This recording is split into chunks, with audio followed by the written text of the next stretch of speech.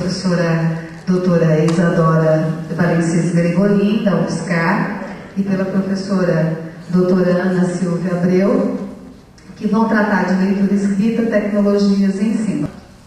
Bom, então, agradecer essa oportunidade de estar aqui na Unifran, trazendo um pouco do que a gente tem feito lá na UFSCar, né? Nós somos o Departamento de Metodologia de Ensino e nós trabalhamos com várias licenciaturas, né? Dentre elas a licenciatura de Letras, e o que a gente traz hoje é um pouco do que a gente tem trabalhado também no programa de pós-graduação em Linguística, né? Então, alguns teóricos, alguns conceitos que a gente vem trabalhando e também algumas atividades mais práticas, né, para a gente poder trocar mesmo, né, alguma ideia sobre essa temática de leitura, escrita e tecnologia voltados para o ensino, né. Eu sou a Isadora, né, a professora Ana Silvia, não sei se quer falar alguma coisa. Bom, eu também agradeço a oportunidade de estar aqui com vocês, pelo convite.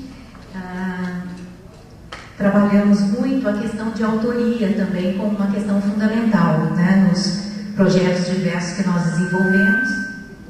E a ideia é hoje discutir um pouco nessa perspectiva, nessa visão mais prática, e no meu caso amanhã, na mesa em que eu participarei, eu vou aprofundar um pouco alguns aspectos teóricos, especialmente na perspectiva da análise do discurso, nesse campo de tecnologia e autoria. Bom, a gente começa então, né, esse workshop, né, essa oficina, trazendo alguns conceitos, algumas noções, tá ruim, né? Algumas noções que vão ser trabalhadas de alguma forma ao longo hoje desse tempo que a gente estiver junto, né? Para falar sobre leitura escrita, a gente não pode deixar de falar, né, em primeiro lugar, sobre uma noção de materialidade, né?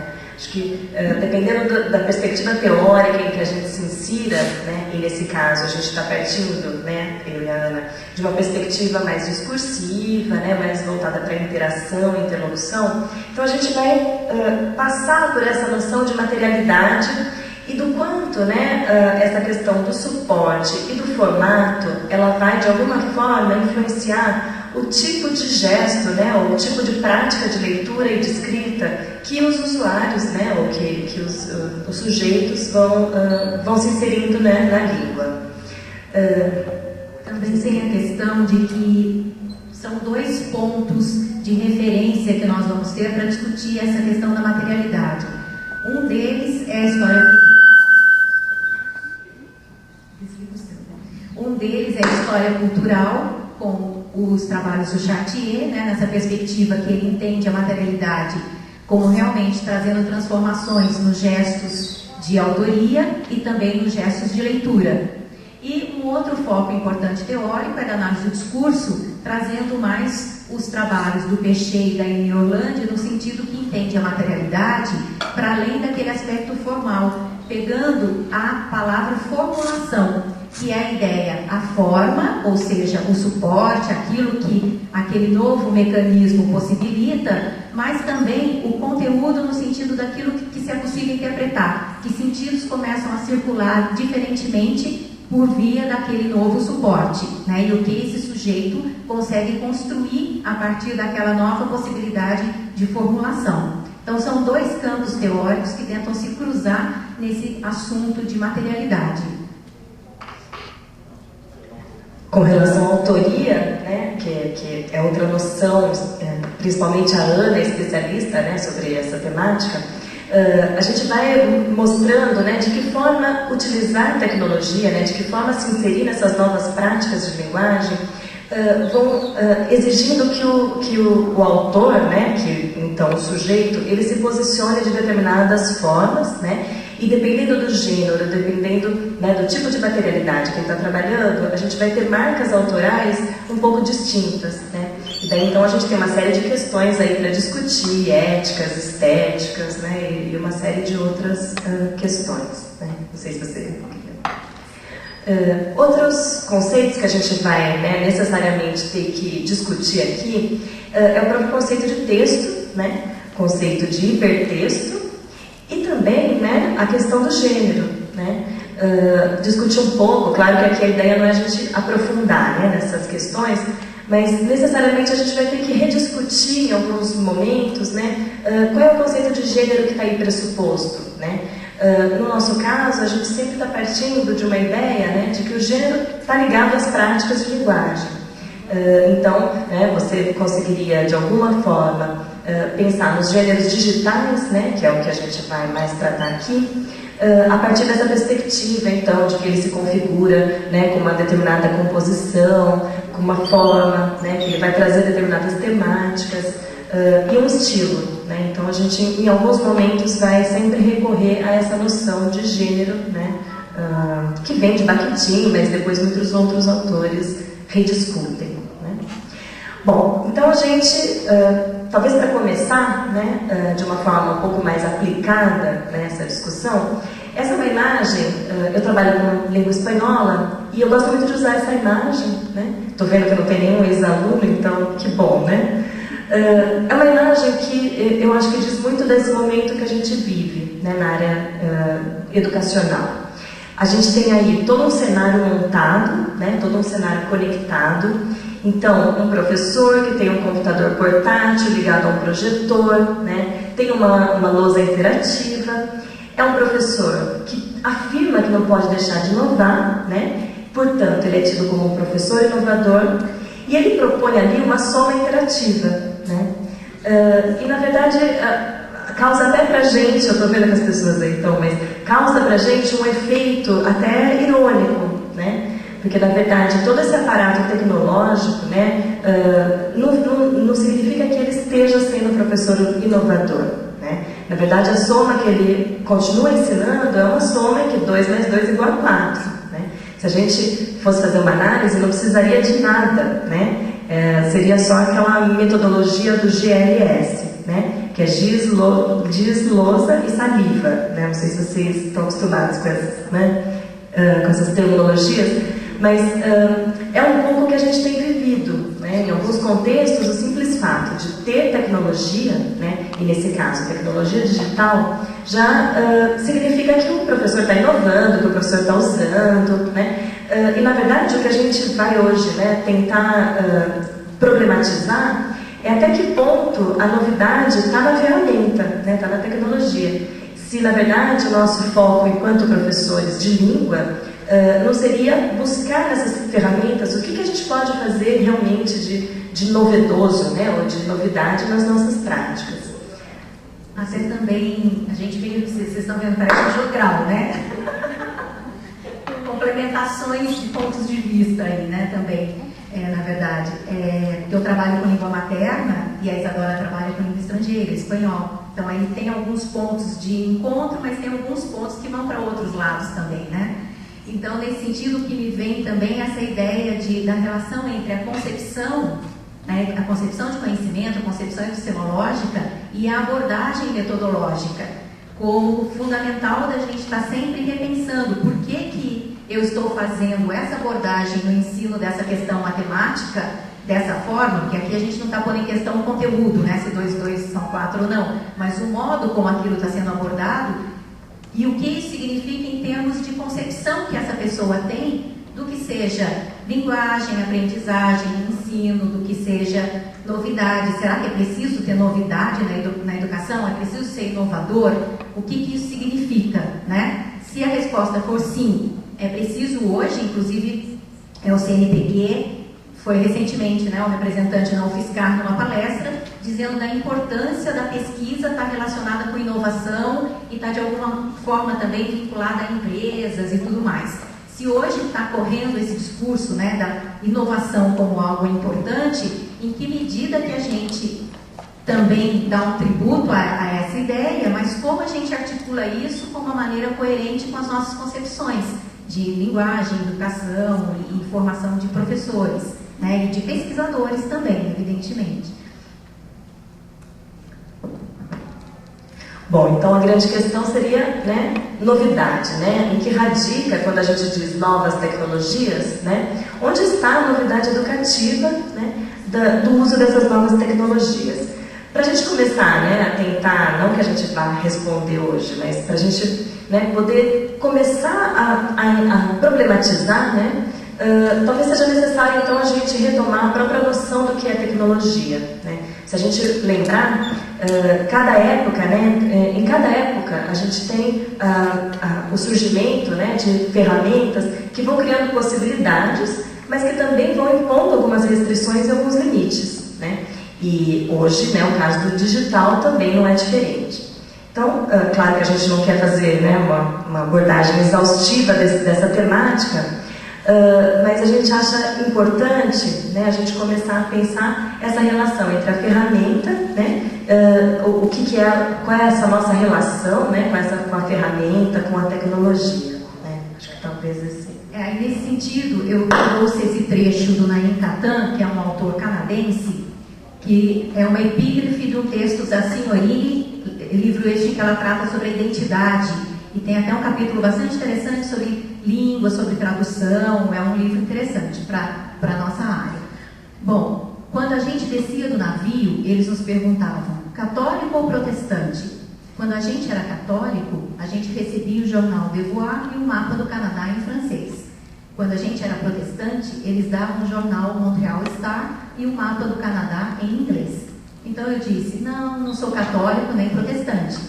Aí passei entre as duas fileiras e fiquei sem mapa e sem jornal.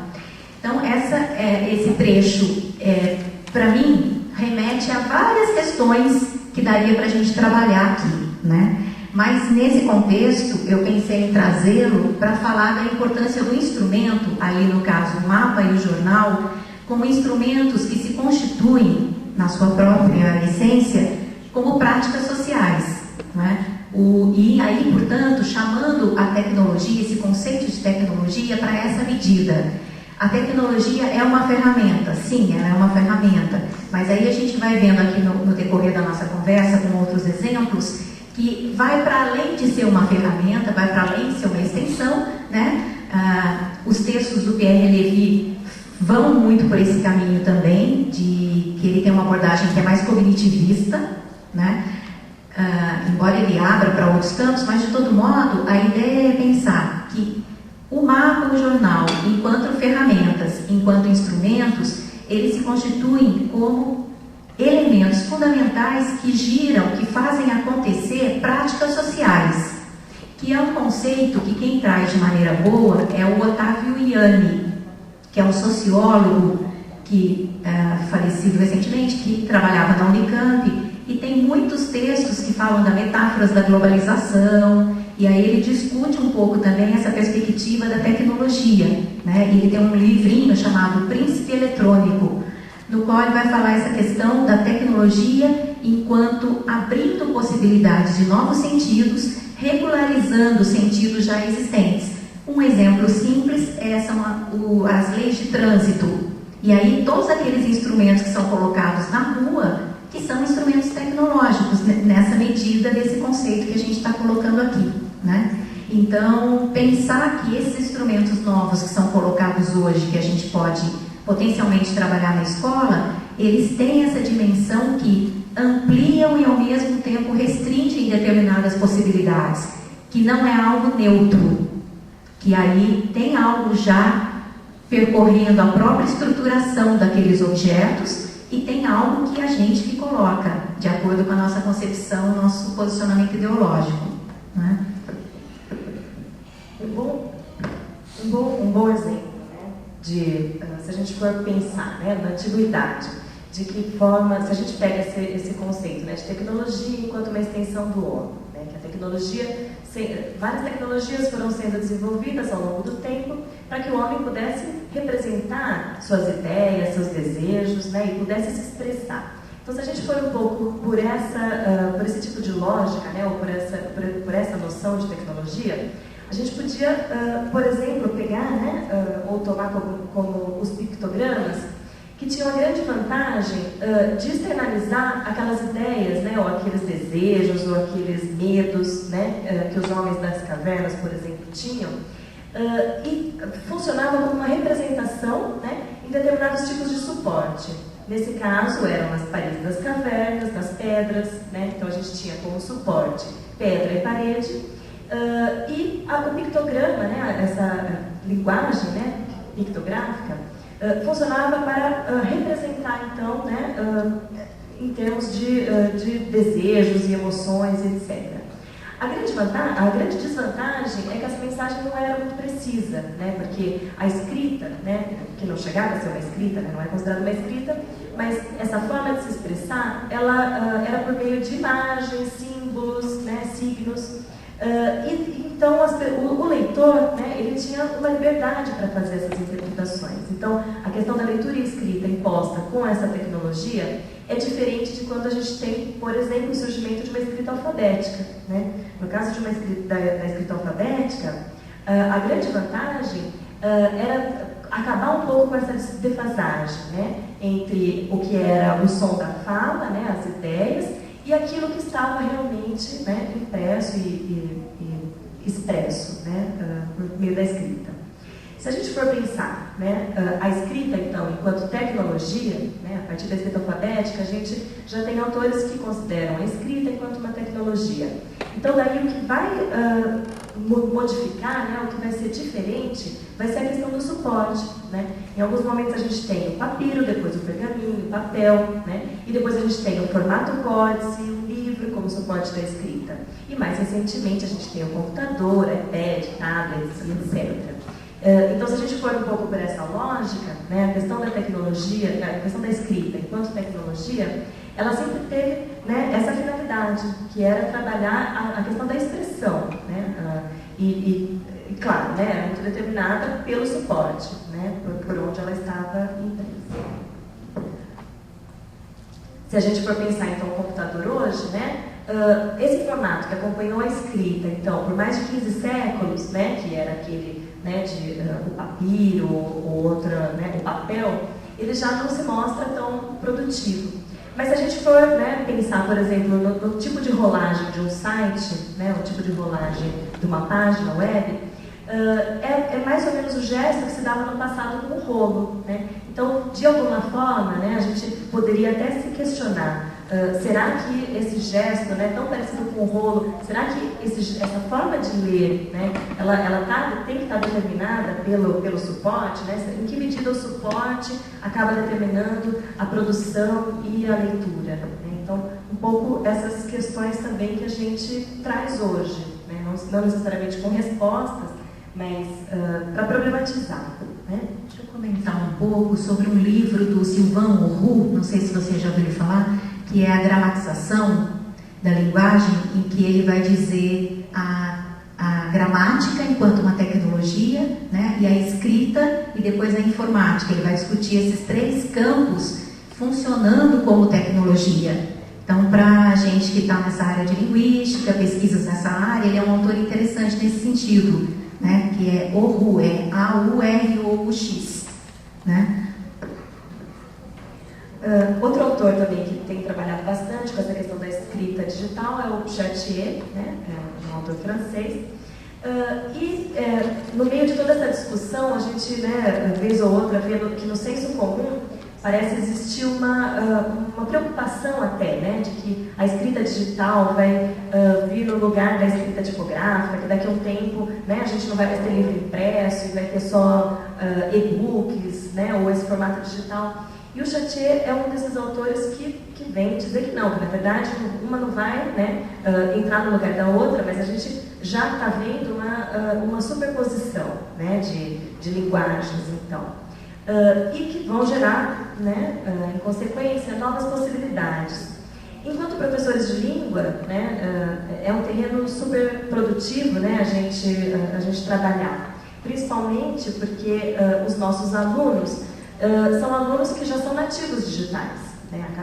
Cada geração que vem está mais digitalizada, né? Então, de alguma forma, daqui a algum tempo, né, as escolas vão precisar se ocupar também, né, dessa forma de expressão e dessa questão.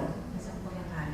Embora a gente saiba, né, nas pesquisas recentes do Comitê Gestor da Internet, mostrando que, evidentemente, a maioria da população brasileira não tem esse acesso ao computador. Então, quando a gente fala nesse sentido que o jovem hoje já é um jovem da era digital, é porque, pelo menos no seu imaginário, essa palavra circula, não é? Pelo menos em alguns momentos ele tem uma lan house, ele tem algum acesso no trabalho, mas nos dados lá do último levantamento que foi feito, realmente o índice ainda de brasileiro que tem computador em casa, que tem computador ainda é maior, mas que tem internet ainda é muito restrito, não é? Então a gente está pensando nesse jovem que lá na escola a gente poderia criar, parece até que vira para nós então como um dever de criar esse espaço, já que tem laboratórios de informática sendo postos, que lá ele tem essa condição de viver as potencialidades do ambiente digital então, né? Bom, então, né, se a gente retoma essa questão de quais recursos, né, a gente poderia fazer uso, porque não dá para a gente utilizar todos os recursos, né? A cada dia a gente vê surgindo novos recursos tecnológicos, né, novas possibilidades digitais. Então, talvez seja interessante a gente começar se questionando quais recursos utilizar para otimizar, por exemplo, né, a questão da interação e da comunicação, né, pensando dessa perspectiva de professor de língua. Se a gente vai pensar numa educação que vai transcender os muros da escola, né, então se a gente quer abrir a sala de aula para o virtual, para o digital, a gente então necessariamente vai ter que ter muito claro que a nossa sala de aula vai se tornar muito mais complexa, né? Provavelmente você não vai trabalhar apenas naquele espaço, né, que você teria na sua agenda, né? Não seriam apenas 50 minutos de aula, mas todas as 24 horas, né, porque o estar conectado é um pouco esse o trabalho. E de alguma forma a gente pode começar a pensar que não são só os conteúdos curriculares que ditam, né, os conteúdos a serem trabalhados, mas a gente vai precisar começar a questionar outros tipos de conteúdos, né? Deixa eu ir para frente, peraí que eu estou aqui numa posição ruim. Essa geração interativa, né, na verdade, que acessa as tecnologias de uma forma integrada, ela sempre vai estar trabalhando, né, com essa questão do que a tela, né, funciona. Eu não sei se vocês viram recentemente, saiu um vídeo, né, que circulou pela internet, de um bebezinho que pegava um livro e tentava, né, fazer o gesto que a gente faz no iPad, né? Então, já mostra um pouco o exemplo do quanto essa geração interativa, claro que não vamos generalizar, né? A gente está ainda no começo, né, de algo que é um fenômeno mundial, inclusive. Mas esse vídeo que circulou é muito interessante porque mostra pra gente que o próprio gesto de ler, né, com os 2 dedos para fazer assim, né, e tentando virar a página, até esse gesto de leitura, né, até esse gesto de ler, ele muda, né, em função desse suporte, dessa materialidade. A Ana até ia trazer hoje um livro muito interessante, né, do mercado das letras, não é? Companhia das Letrinhas. Companhia das Letrinhas. Do autor. Desculpa, gente, depois eu posso verificar melhor. Mas é um livro bem bacana, talvez vocês conheçam, chama Isto é um Livro.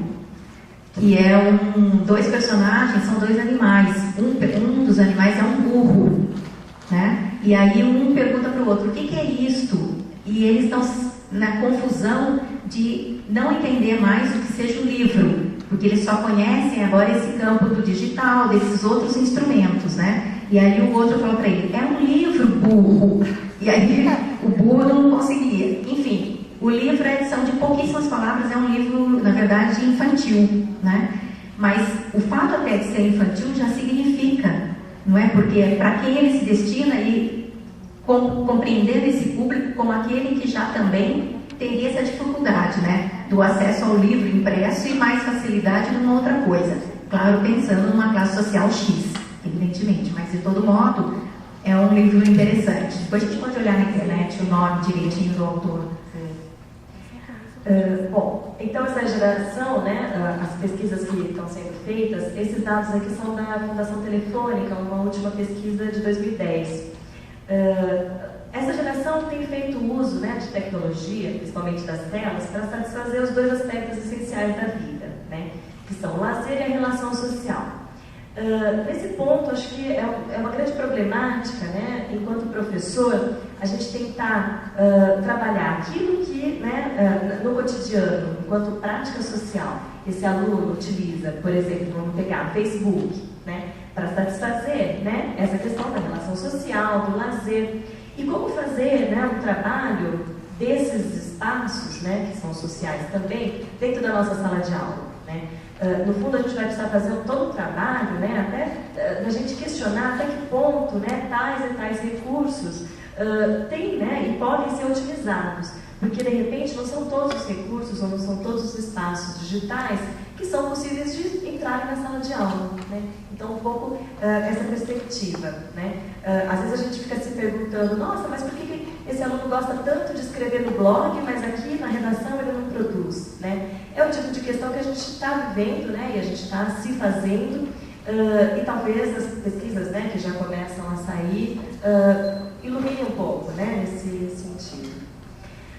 Então, se a gente for pensar, né, no mundo atual, dificilmente a gente encontraria, né, jovens que nunca ouviram falar, pelo menos, né, do YouTube, Google, Facebook, né, do Messenger. Se a gente fosse fazer essa pergunta há uns 10, 15 anos atrás, isso seria, né, completamente diferente. E é interessante a gente ver o quanto as tecnologias vão invadindo as nossas práticas de linguagem, né? Então, se a gente pensa num mundo sem e-mail hoje em dia, é um mundo que não existe, né? Inclusive nas férias, quando a gente sai de férias, né? Estar sem internet, sem e-mail é um desespero total, né? E de alguma forma, isso vai mostrando pra gente quanto a nossa prática cotidiana vai sendo modificada, né? E o quanto a gente vai lidando de uma forma diferente com o espaço, com o tempo. E isso, né, muito influenciada pelo uso das tecnologias, né? Que nesse caso do e-mail seria um uso integrado, mas a gente tem também tecnologias que não são integradas, né? Não sei se eu queria comentar um aspecto assim de política, digamos assim, né, de professores, porque aqui somos professores e pesquisadores, não é? Se não já futuramente. Nesse campo tecnológico, a Isadora comentou agora há pouco uma coisa, eu perdi o momento, não falei, essa ideia de que por 24 horas a gente está daí online de algum modo quando você cria esses contextos. E a tecnologia tem feito isso com os trabalhadores, né? Então, esse também é um posicionamento que a gente começa a precisar repensar.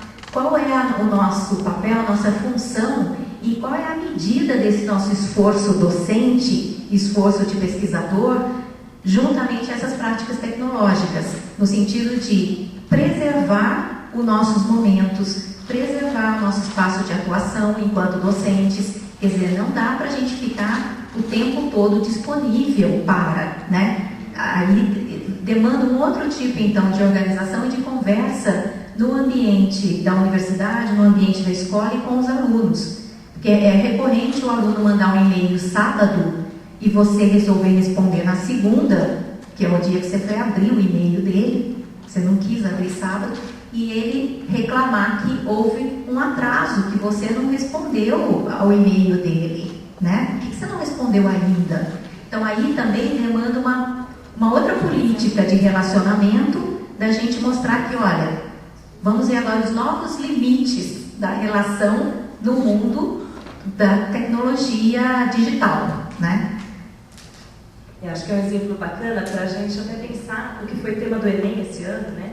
A questão do público e do privado, né? A gente trabalha com estágio em escolas e a gente viu quanto esses jovens, apesar de estarem completamente inseridos nesse mundo digital, não conseguem se dar conta e não conseguem escrever sobre, né, essa questão do público-privado, porque é tão natural, né, você ter a sua caixa postal invadida e você abrir o seu e-mail do Google, por exemplo, do Gmail, e daí você vê aquelas propagandas todas do lado, né? Então, de que forma a gente vai lidando com essa web semântica, né? E até que ponto a gente tem feito discussões, né, entre o que é público e privado, o que é ético, e nas nossas aulas de língua também, né? De repente são temáticas aí, a gente trabalhar sim, né, dentro do nosso espaço, trabalhando linguagem. Né? Bom, então vamos trabalhar a língua com esses alunos que vivem nessa cultura de utilização de tecnologias, né? O que a gente pode trabalhar dentro e fora da sala de aula, por exemplo, né? Aqui a gente traz alguns exemplos, né? Essa imagem é a imagem de um livro da Alice no País das Maravilhas, é um livro infantil, né? Só que é um livro diferente dos livros que a gente lia até um tempo atrás, né? Ele é um livro em pop-up, né? Na segunda parte, lá no laboratório, a gente vai mostrar para vocês poderem manusear e tal. É um livro, né, que, apesar de ser impresso, ele traz, né, um formato um pouco diferente. Ele vai saltando, sabe aqueles quando a gente vai abrindo, vai saltando, e tem lugares para a gente interagir, né? O leitor não vai só lendo o texto escrito, ele tem, além do não verbal, ele também tem objetos ali dentro, né? Então, de alguma forma, vai exige do leitor uma postura um pouco mais ativa, né, do que aquela que a gente tem quando é um livro sem o 3D, né? Porque esse seria um livro em 3D. Infelizmente, talvez não funcione, não vão funcionar os dois vídeos porque estão no YouTube, mas lá no laboratório vocês vão conseguir acessar. Aqui a gente trouxe, né, um vídeo, e aqui está a imagem, do mesmo livro da Alice no iPad. E um pouco para a gente pensar junto com vocês, né, de que forma essa questão do suporte vai levando a gente a ter um tipo de leitura diferente daquela que geralmente a gente tem, né? Uma leitura mais desconfiada, uma leitura, né, mais compromissada até em chegar no fim, né? As possibilidades que a gente vai tendo aí de, inclusive, determinar, né, se vamos por um caminho ou por outro. Então, um pouco a gente discutia essa questão do suporte comparando o livro impresso com o livro digital, isso em termos de leitura, né, porque a gente ainda não está falando de escrita, né, de produção, mas necessariamente a escrita também, a produção no digital, ela é diferente, né, em função de todos esses elementos, né. Bom, outra questão, né, então, que a gente pode se colocar com relação aos gestos de leitura e escrita, nós selecionamos aqui uma fala, né, quer falar? Aí é um trecho de um livro da Nilma Gonçalves Lacerda, que ela vai discutir essa questão da escrita, e eu gosto muito dessa ideia de, primeiro, ser um gesto substantivo, né, o que isso tudo pode significar para a gente, pensar escrita e leitura como gesto substantivo, né, essencial, fundamental. Depois, substantivo composto, então escrever, ler. Moeda em que cunho meus laços. Então aí já nos remete a uma relação fundamental no processo de leitura e escrita, que é a interlocução, a escrita colaborativa, a construção conjunta, não é? Para se diferenciar, para ir para além daquelas práticas que não são de todo ruins, de propor propostas de escrita, fazer propostas de escrita em que o professor é o único leitor, isso também é válido em alguns momentos, né, dentro da escola, mas pensar que é um gesto que na sua essência implica numa interlocução, né? E também pensar leitura e escrita como um gesto, né, no singular aí, porque a gente entende que a leitura enquanto interpretação é um momento, isso na perspectiva da análise do discurso, é um momento em que você, na verdade, realiza um gesto de filiação. Porque você lê alguma coisa e se filia àquilo, ou exatamente porque você não se filia, você contradiz, você não concorda, não é? Então, de todo modo, no gesto da interpretação, você está se posicionando. E esse posicionar só acontece porque você está filiado teoricamente a alguns teóricos, a alguma teoria, a um modo de conceber o mundo, né? Então, interpretar já é um gesto de autoria, no sentido de, se você não vai escrever, você vai falar sobre aquilo, né? Então, escrever e ler nesse sentido como um único gesto, né? Isso acho que é um processo importante da gente reforçar no âmbito da escola, né?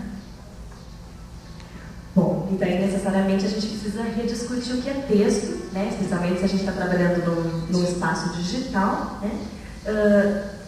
A gente também vai ter que discutir, por exemplo, né, a partir das próprias práticas. Eu não sei se aqui alguém, né, costuma produzir fanfic. Eu não produzo, é que no blog Folhetim, que eu analiso, tem alguns adolescentes que utilizam. Você vai apresentar amanhã? Hoje, na sala? Na sala... não me lembro. 152, eu acho. 152. Bom, mas esse né, talvez seja um novo gênero, né, um gênero digital, ou, né, prestes a, né, ser considerado gênero, e muito comum, né, muito popularizado entre os jovens. Eu não sei se todo mundo aqui já entrou, né, nos fanfics para conhecer, e ele esbarra num preconceito, né, que a gente tem enquanto professor, alguns pelo menos, de que o jovem não gosta de escrever, de que o jovem não gosta de ler, né? E muito pelo contrário, né? A gente tem jovens que amam escrever, né? Então, assistem um filme, ouvem uma música, vão lá, produzem. E não só produzem, né? Acho que um pouco essa questão da escrita, né? E pensando no interlocutor, né? Pensando nessa questão da interação. Além de escrever, esses jovens também buscam ser lidos, né? Não só lidos, mas também comentados. E daí a gente tem aí uma nova noção, né, dessa questão da leitura, né, que não basta ler. Para você ser um leitor, você tem que comentar também, né? Então, é um espaço aí muito bacana e daria para fazer um trabalho muito interessante em língua materna, língua estrangeira. Né? Outro exemplo, né, infelizmente também não vai funcionar aqui, que está como vídeo, mas aqui é um infográfico da Chapeuzinho Vermelho, não sei se alguém já viu. É um novo gênero, né, o infográfico, porque ele é uma mescla, na verdade, de história em quadrinho com uma narrativa, e sempre a gente vê ali uma releitura, né, utilizando verbal, não verbal, e daí vai trazendo outras questões, e vai mexendo com algo que está numa memória coletiva. Em geral, esses infográficos, né, que são a partir de histórias infantis, né, Chapeuzinho Vermelho, Três Porquinhos, eles vão resgatando alguns elementos que são culturais, né, e de alguma forma mesclando vídeo com som, com imagem. Então também seria possível fazer um trabalho muito interessante, né, em termos de linguagens e multimodalidade, daí toda essa questão. Né. Outras perguntas que a gente, né, precisa se fazer com relação à noção, né, do que é hipertexto, né, se a gente poderia aproximar essa noção, né, porque o hipertexto, né, enquanto noção, não é nada novo, não surge com o mundo digital, mas a gente vê aí novas possibilidades, né. Quando a gente tem internet, a gente tem marcas no texto, né, de hipertextualidade que são muito marcadas, né, e reconhecíveis. Então, saber que uma palavra em azul te leva para outro enlace, né? Então, são marcas que a gente precisa, né, de alguma forma, a gente poderia, de alguma forma, explorar. Mas a grande questão é se a gente aproxima, então, essas noções de intertextualidade, interdiscursividade, com essa própria noção do hipertexto. Né? Talvez, não sei se eu queria comentar também, que nesse caso do hipertexto, tem dois trabalhos que eu acho que são interessantes. Um da Marisa Lajolo, né, da área de literatura, que é um texto antigo já de 2001, quando ela vai discutir os diversos recursos que nós usamos em textos não apenas literários, como nota de rodapé e as citações também, e as citações indiretas, como recursos já no sentido de hipertextuais, né, que é essa sobreposição de vozes. Depois, também, mais recentemente, um trabalho da Rosângela Morello, lá da Unicamp, num livro chamado Giros da Cidade, em que ela vai discutir os elos do hipertexto como recursos discursivos, não é? Porque na hora que você está montando um texto no formato hipertexto, que esse é um outro grande desafio hoje, porque, só fazendo uma parte, abrindo, por exemplo, aquela página da Unicamp de conteúdos abertos, que agora a Unicamp lançou o Open Course Wave, alguma coisa assim, que é o nome, que é um conteúdo aberto, no sentido de disponibilizar para as pessoas os conteúdos Open Access, né? Os conteúdos que os professores produzem nas suas aulas, disponibilizar para todo mundo. Então, na hora que você abre lá essa página da Unicamp, por exemplo, o professor de História disponibilizou lá a ementa e o conteúdo da sua disciplina. Nesse caso específico, que eu vou dar exemplo, não estou dizendo que todos estão assim lá, mas nesse caso específico, o que é essa disponibilização? É um PPT no formato que a gente não consegue clicar e vê-lo pelo menos em movimento.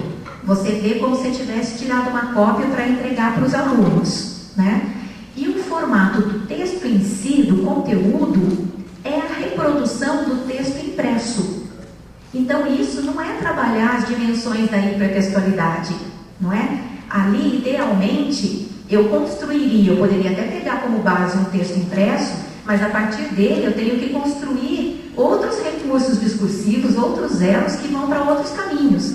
Eu tenho que formatar o texto de um jeito tal que o meu aluno, ao lê-lo, possa navegar. No caso, é uma pesquisa que eu estou relatando, eu vou criar elos que levem um aluno para as fontes da pesquisa, para os dados da pesquisa, para outras pesquisas do mesmo campo. Então, abre-se uma possibilidade gigantesca de pesquisa e de conhecimento, de construção de informação aí, né? Para construir o conhecimento. E isso nem sempre está se dando, essa transposição, né, de um campo para o outro. Então, essa ideia de que o hipertexto é um recurso argumentativo, né? Você constrói um caminho de dizer, um posicionamento, tanto enquanto autor, quanto enquanto depois leitor, né? O seu posicionamento de leitor no caminho que você vai fazer ali.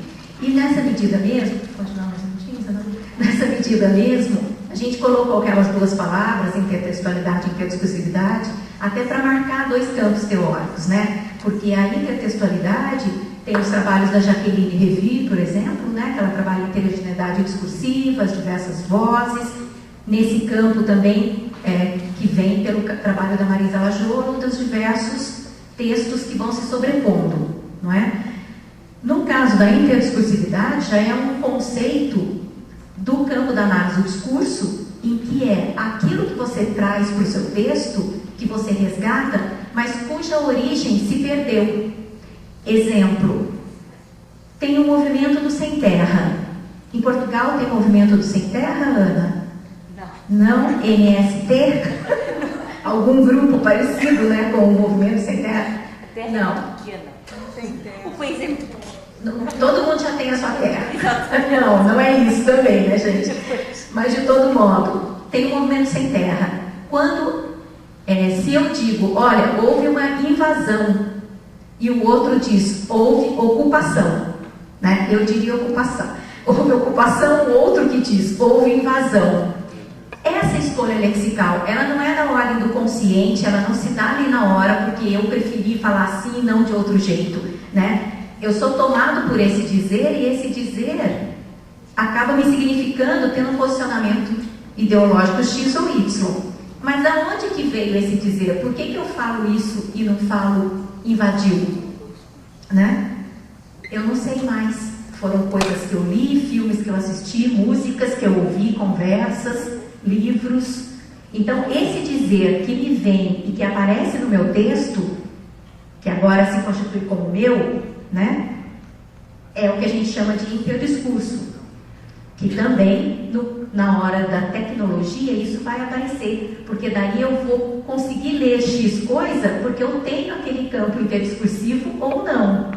E eu vou fazer um caminho dentro dos sites, navegando para um lado, diferente da outra pessoa, porque algumas coisas remetem a um conhecimento meu e outras não, né? Mesmo que eu não saiba a origem.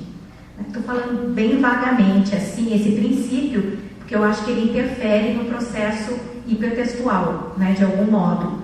Mas amanhã talvez a gente consiga aprofundar um pouco isso. Nesse sentido, então, aqui a gente trouxe uma sequência de...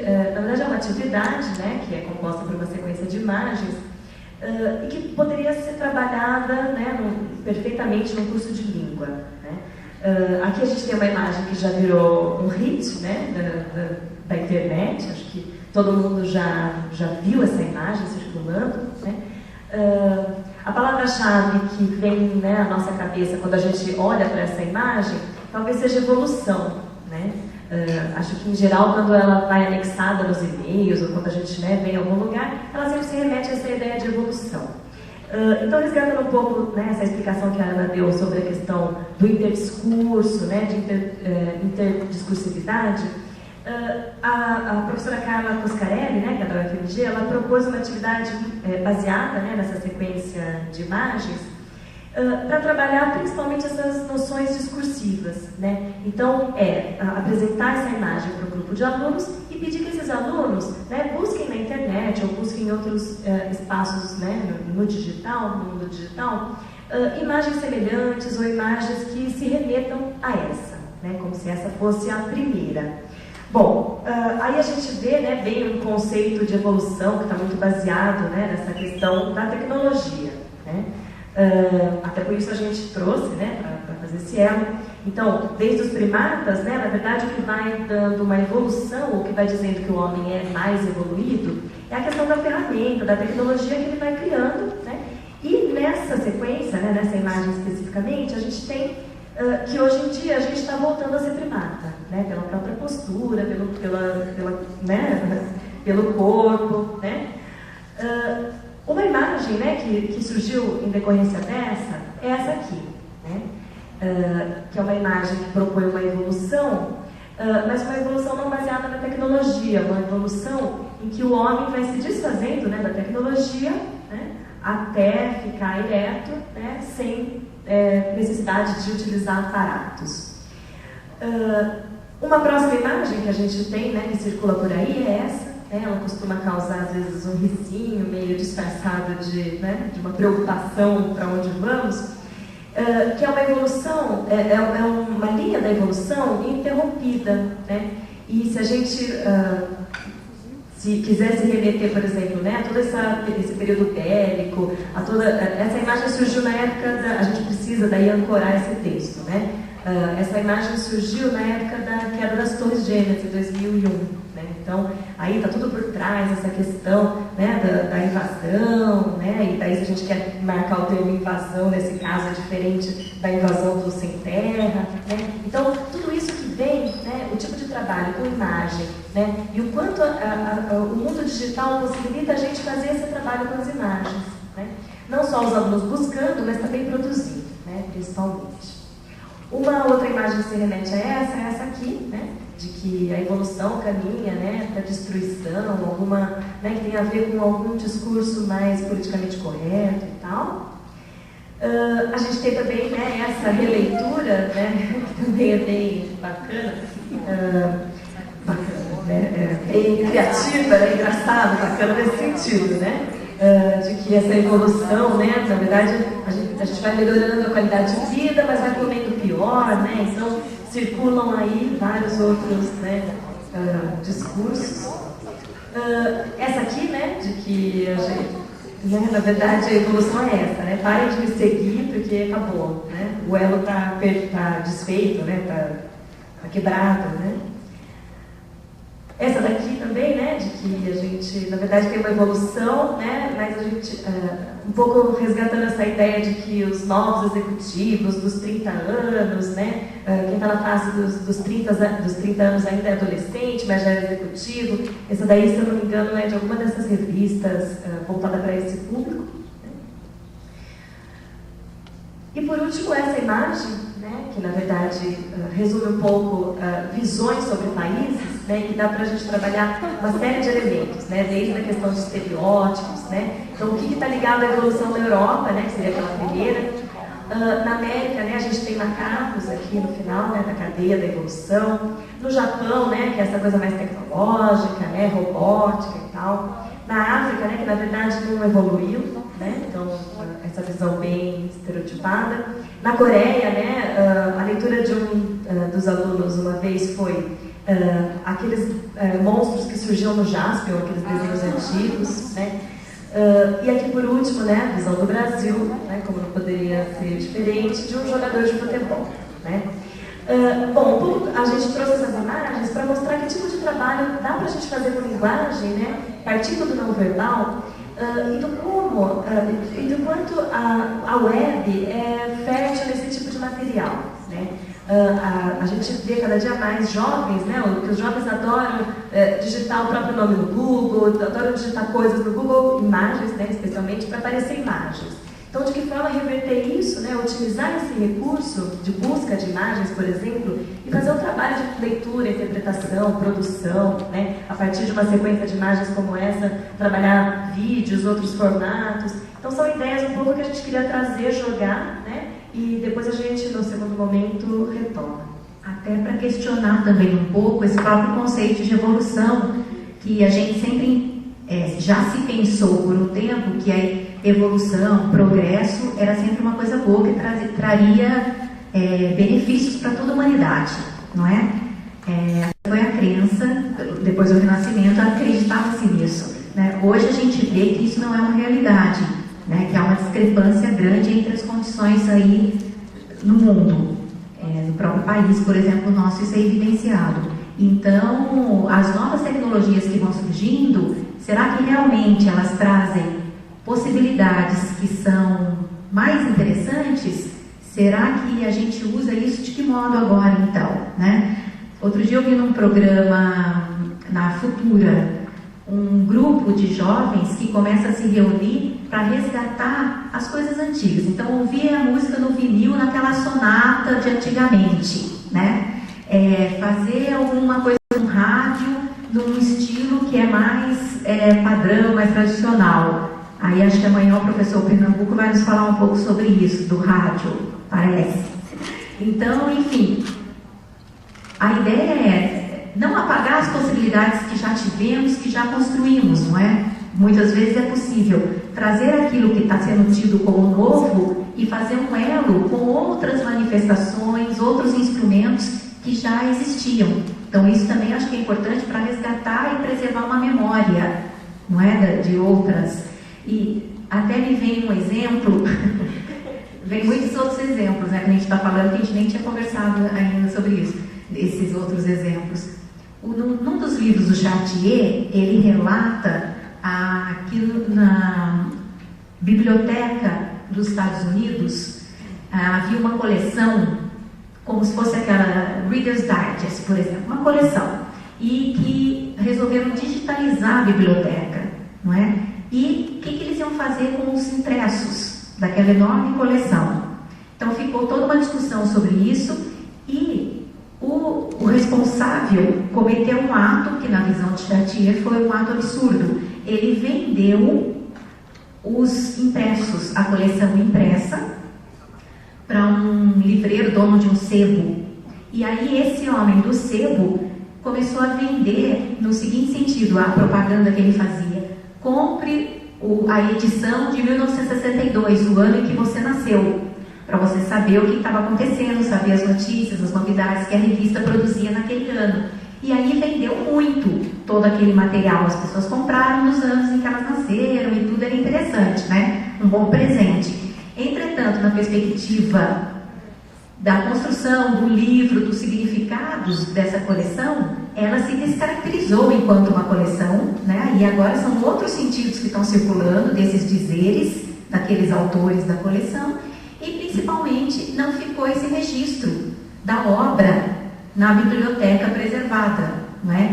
Então é essa questão também de queremos a inovação, trazer outras coisas, talvez nesse sentido aí dessa palavra evolução, mas na verdade não é o conceito que deve nos dominar, né? Me parece aqui, né? Bom, a gente vai passar então agora a apresentar algumas questões, né? Que partem dessa ideia de que a autêntica novidade não está na tecnologia em si, mas na sua incorporação a algum modelo pedagógico, né? E de que também as tecnologias estão no repertório e que a gente deve pensar a partir delas, né?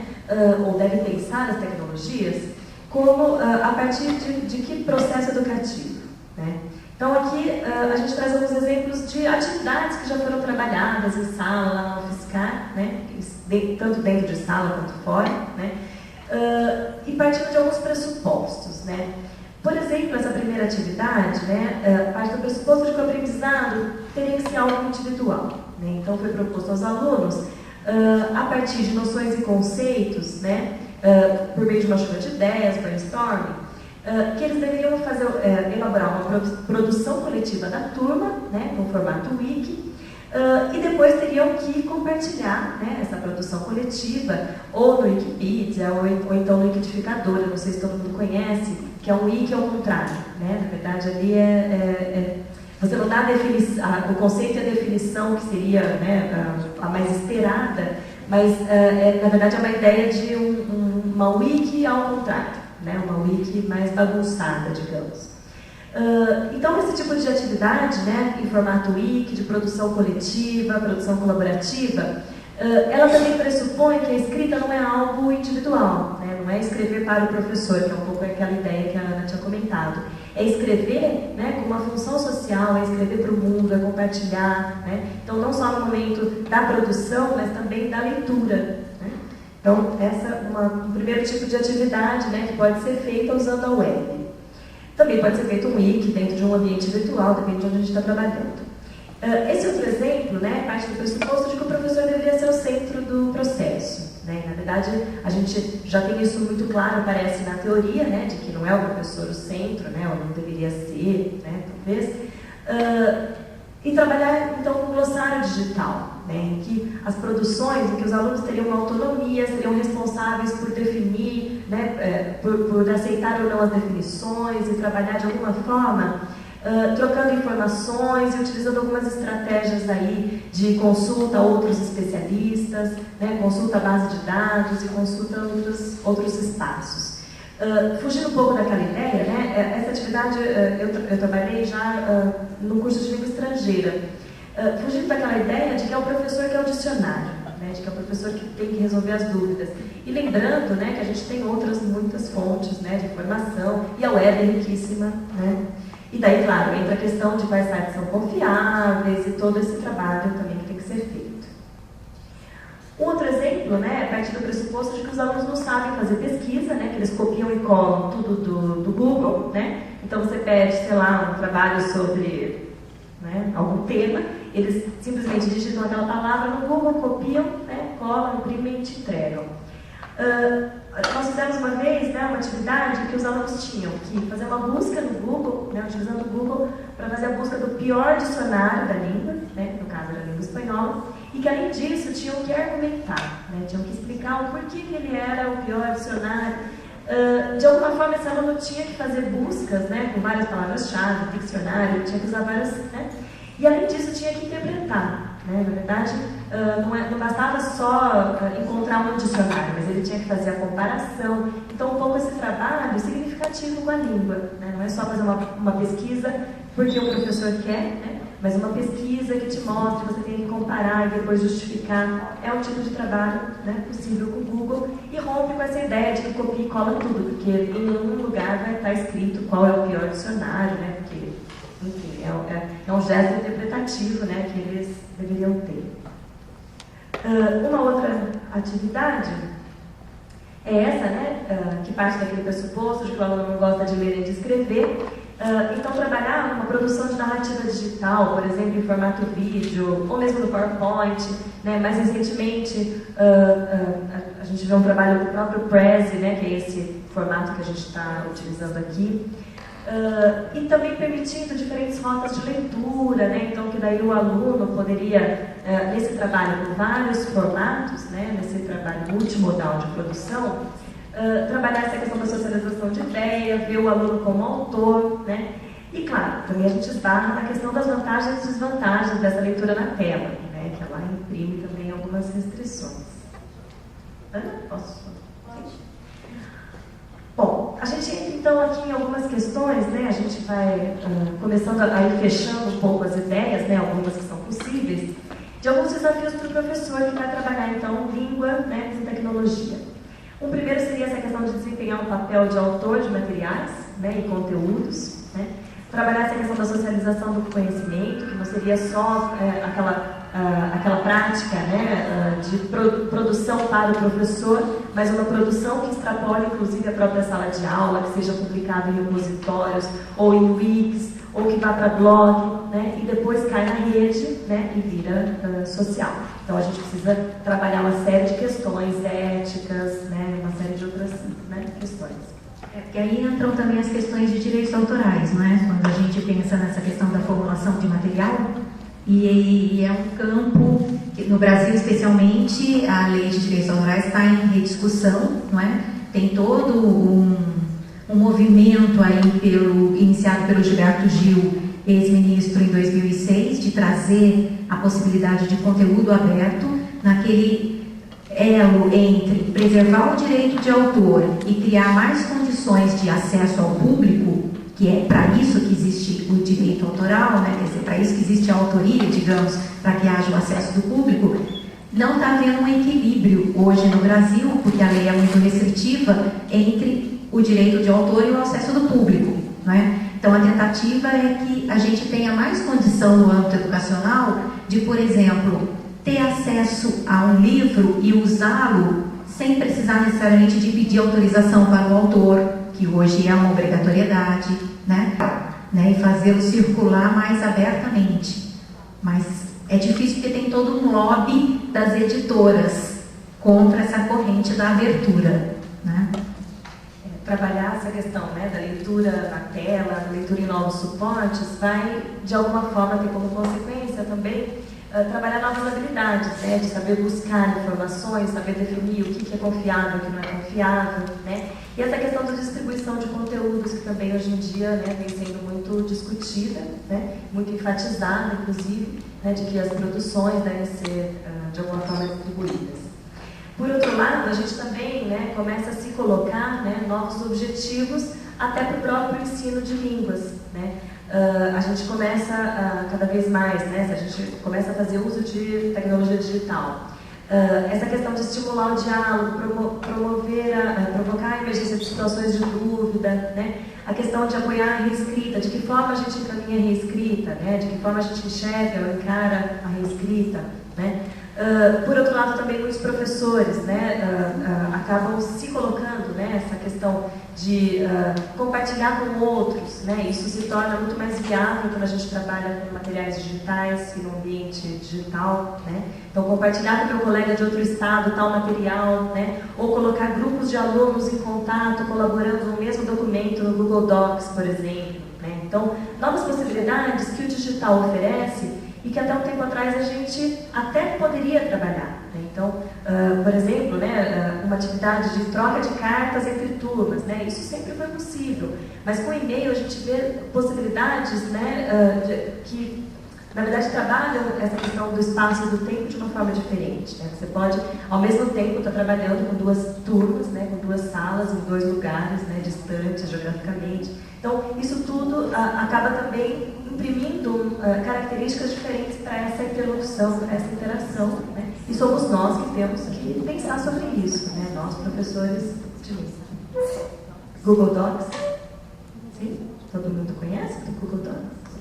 Sim? E trabalhar, então, essas diferentes potencialidades da escrita, né? Enquanto tecnologia, a escrita tem essas potencialidades. Uma questão muito interessante, né, e por que a gente está sempre resgatando essa questão da escrita,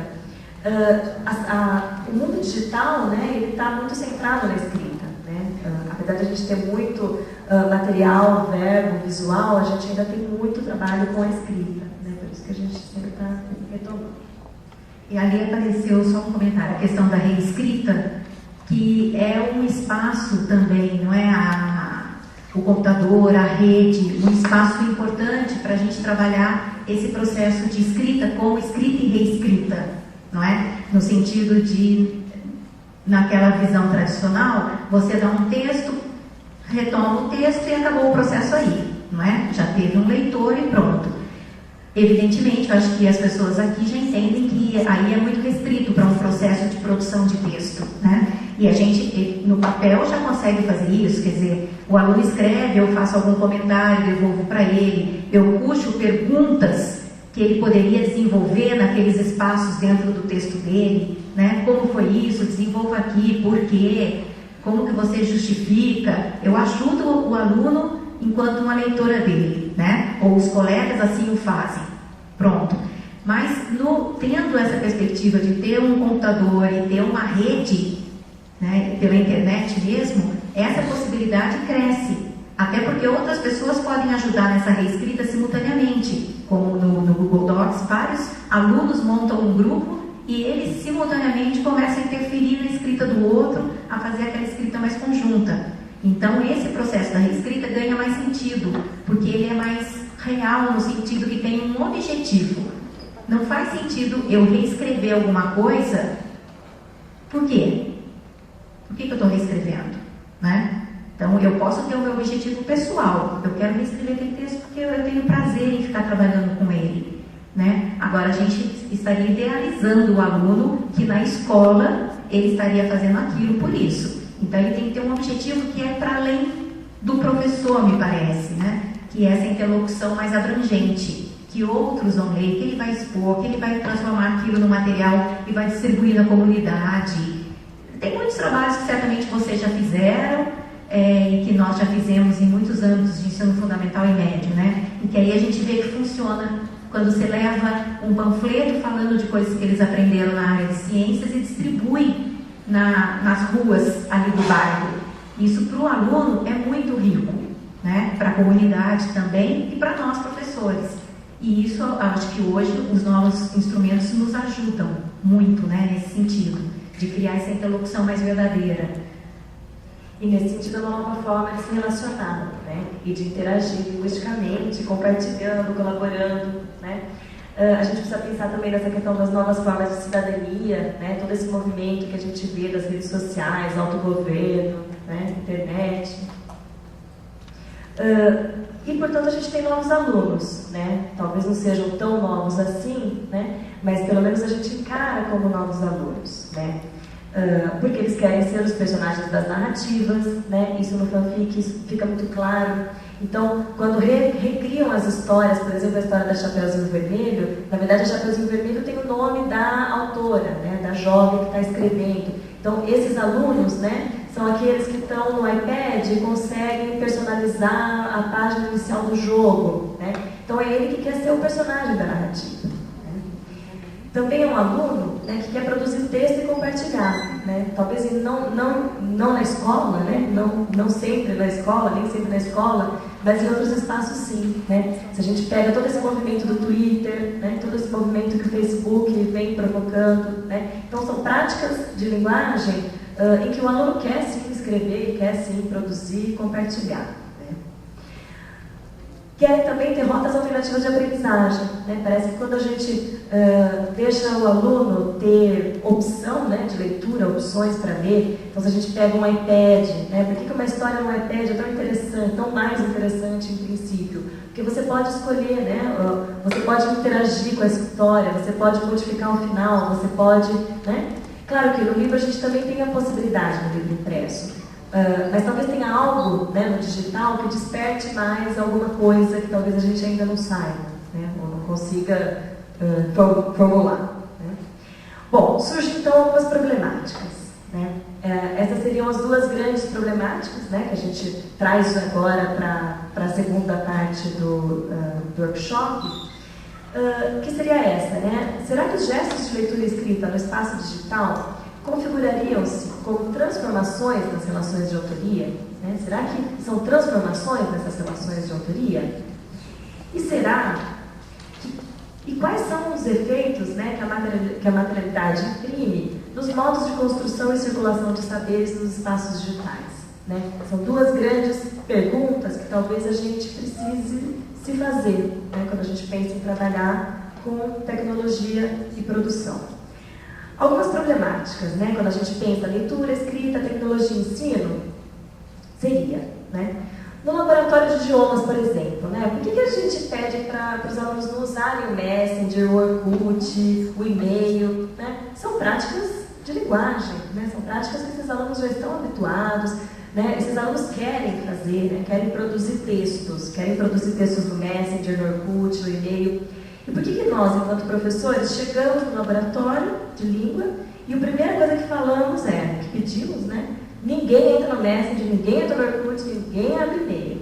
Né? Então talvez a gente precise começar a repensar, né? Se a gente quer trabalhar a língua de uma forma significativa, se a gente, né, quer que esses alunos produzam textos, né? Então talvez a gente precise repensar, né, essa nossa prática. Porque poderia começar daí e não se restringir a isso.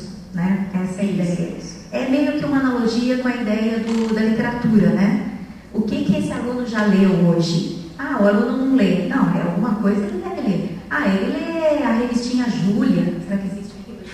Ele lê a revista não sei o quê.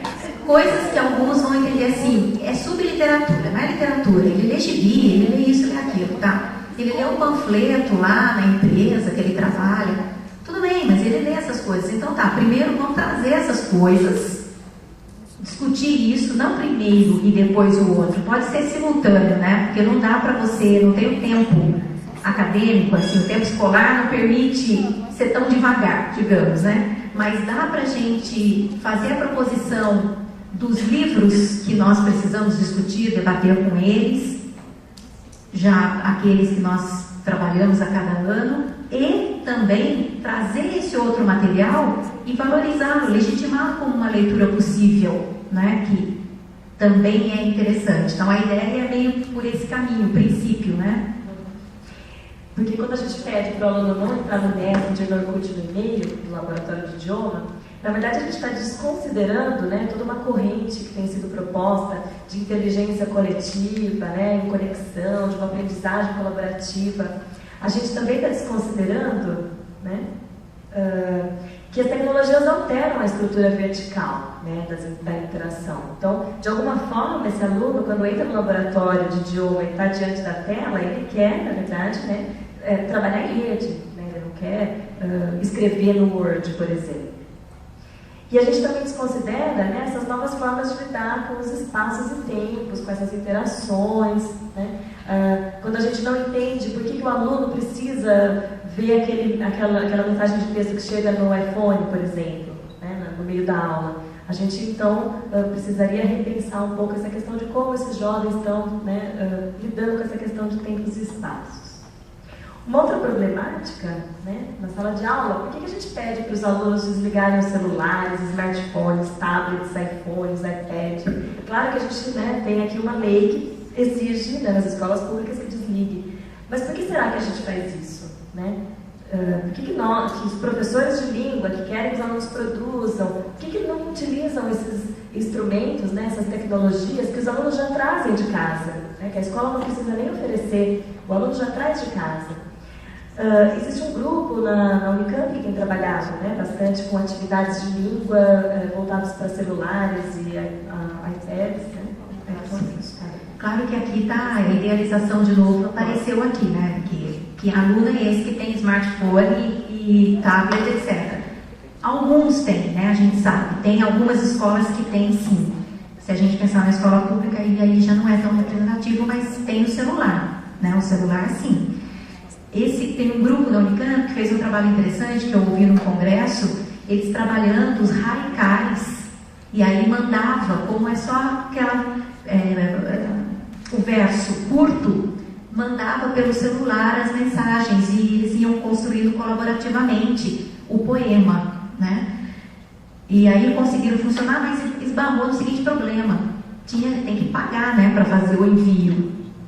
Então, na primeira vez que a professora sugeriu, os alunos gostaram da ideia e começaram a fazer essa atividade. Mas era algo difícil de ter uma continuidade, porque no fim o aluno tinha que bancar aquele gasto ali de fazer essa atividade. Então tem algumas questões que são da ordem econômica, da ordem social, que afetam também as nossas práticas, né? Que às vezes a ideia é interessante, mas ela não é viável naquele momento, porque não tem como a escola bancar isso naquele contexto, né? Então precisaria achar uma saída para isso. Não sei se já se pensou uma outra alternativa, né? Às vezes dentro de um projeto, por exemplo, se eu na universidade crio um projeto em que isso é uma prática e eu estou trabalhando articulada com uma escola, aí é possível que alguma verba possa ser utilizada para isso, de algum modo, com determinados telefones que são usados ali naquele contexto, né? Estou imaginando aqui em voz alta uma saída possível, né? Mas é difícil. Claro, a gente aqui está só trazendo essas problemáticas, essas questões, né? Um pouco para começar a pensar, né, em algo que dentro de um tempo provavelmente esteja mais, né, presente. Então, por exemplo, planejar atividades, né, com hipertexto utilizando o celular, né, ou iPhones, iPads, tablets. O hipertexto dá para trabalhar também sem ser pela internet, né? No Word mesmo a gente consegue fazer, né?